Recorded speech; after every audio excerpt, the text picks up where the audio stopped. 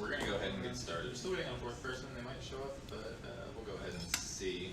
So I'm not going to use that extra time to just ramble around. So thank you all first off for coming out here. It's a bit early.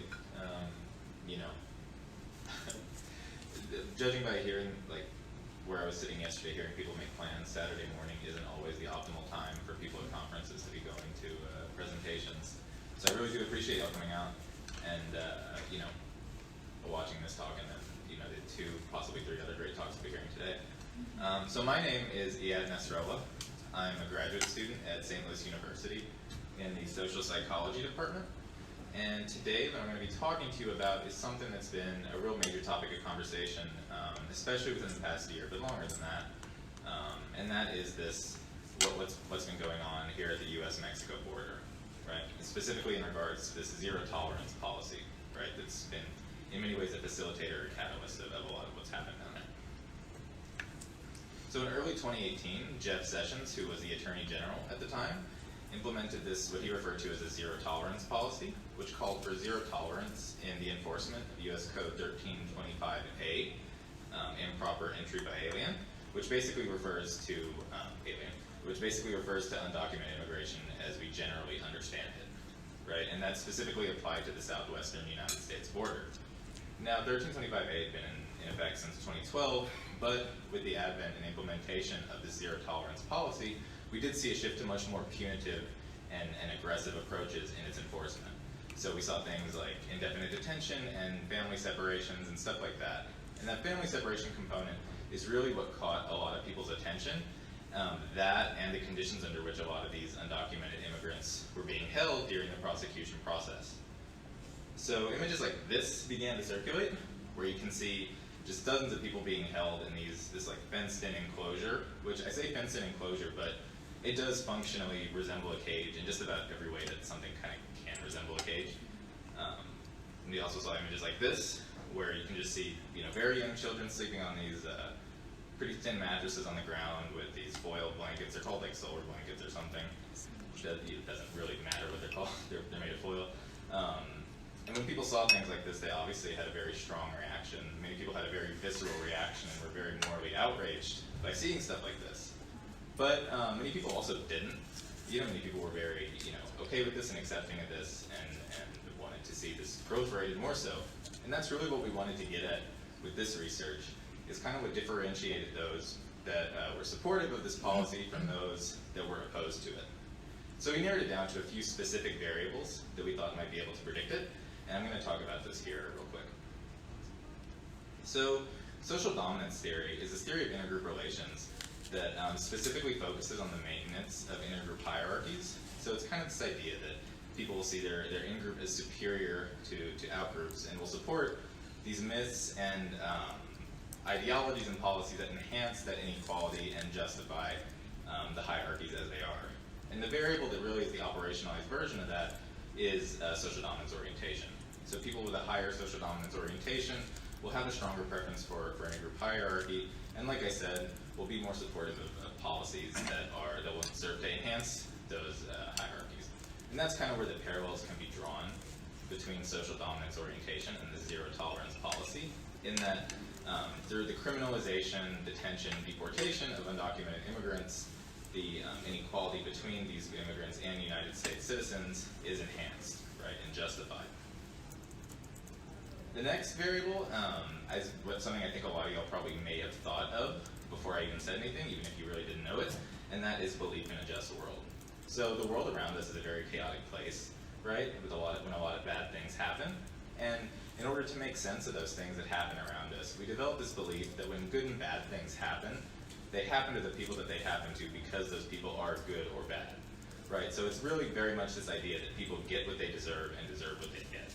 And anecdotally, you'll hear this a lot in a lot of arguments used to justify policies like the zero tolerance policy, in that, yes, what's going on at the border is harsh, but they made the decision to cross over into the United States illegally, so to speak, which ignores a litany of factors, including the fact, the relative ease with which immigrating to the United States the right way can even be accomplished, the situation from which many of these people are leaving. Many of them are oftentimes fleeing very volatile or unfortunate situations, And the fact that, like, in the image I previously showed you, many of these people are children, right, who had absolutely no say in whether or not they immigrated to the United States to begin with.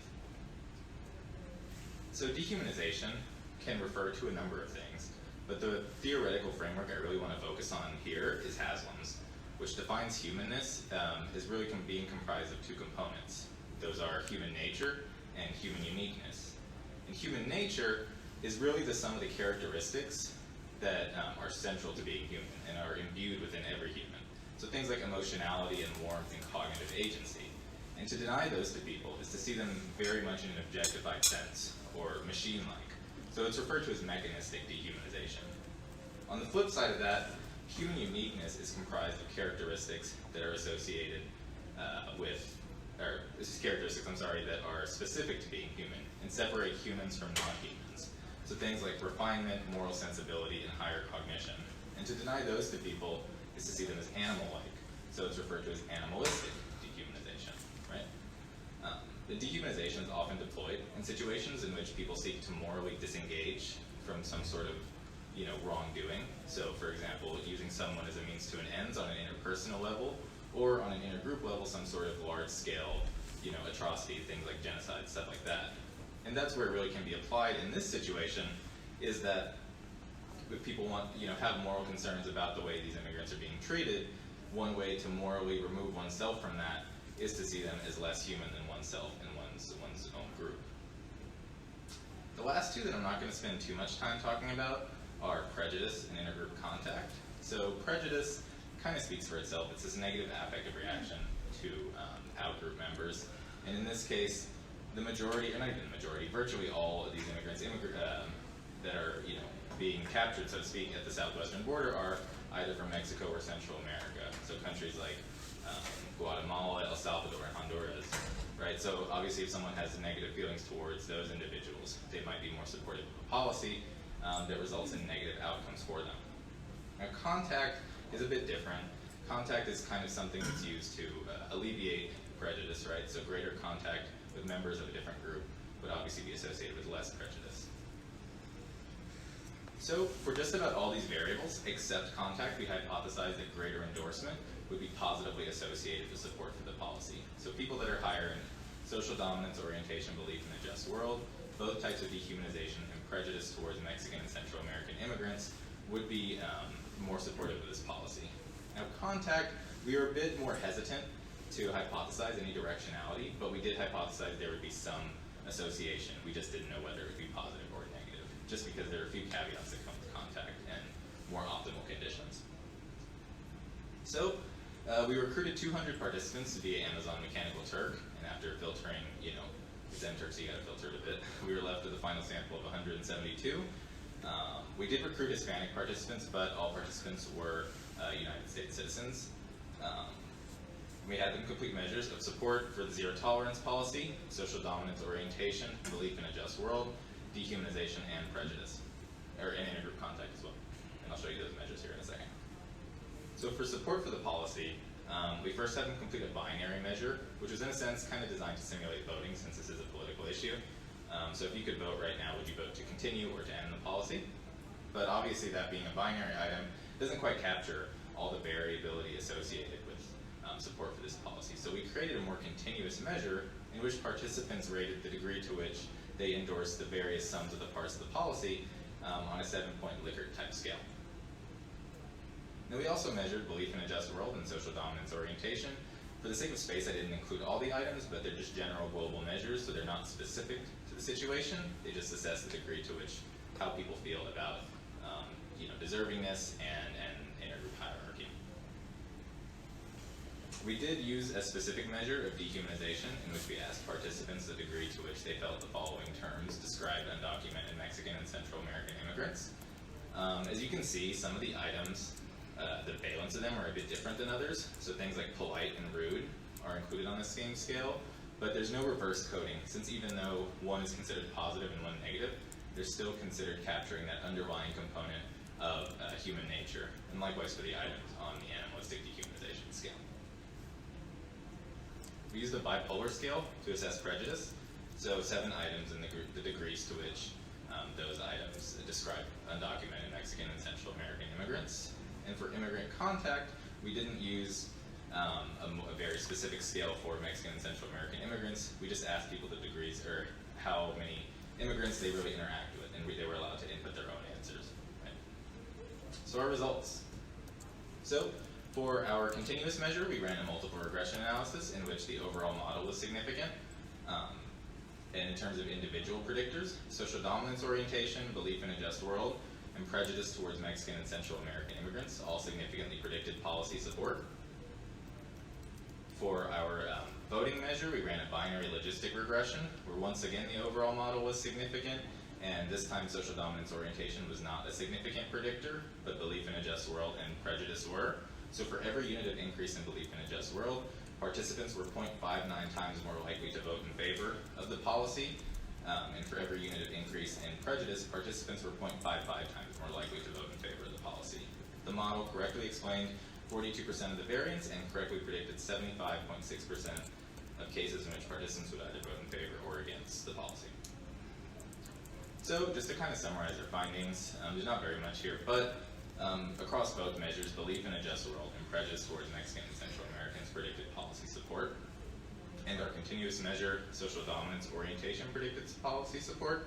And for social dominance orientation and belief in a just world, these findings are pretty consistent with previous findings, in which a greater endorsement of those things is associated with support for anti-immigrant policies. And kind of taken as a whole, one of the main really conclusions that we can draw is that support for this policy likely does, to some extent, stem from negative attitudes towards immigrants, be that just general prejudice towards them based on their race, or beliefs that what is happening to them is deserved. Let's keep that in mind here in just a second. And this desire to maintain their lower positioning on this kind of abstract social hierarchy relative to American citizens. Obviously there's limitations.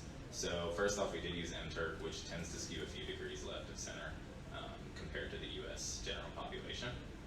But this is also cross-sectional data. So while we've done a pretty good job of establishing associations, we can't really draw any cause and effect conclusions. But that's kind of where future research comes in. So this research, it feels pretty preliminary, right? In many ways, it feels like a pilot study preparing for something, bigger, so to speak, or deeper. And what I really think would be the best option to go in that route is to really look at this belief in a just world idea as it relates to the criminalization of undocumented status, right? So if you're believing that the mistreatment of a certain group of people is due to their deserving it, due to some wrongdoing, it becomes much easier to do that when their existence is considered wrongdoing in and of itself, right? But I'd also love to hear any ideas that you might have and any questions. So thank you all so much for listening. I do appreciate it.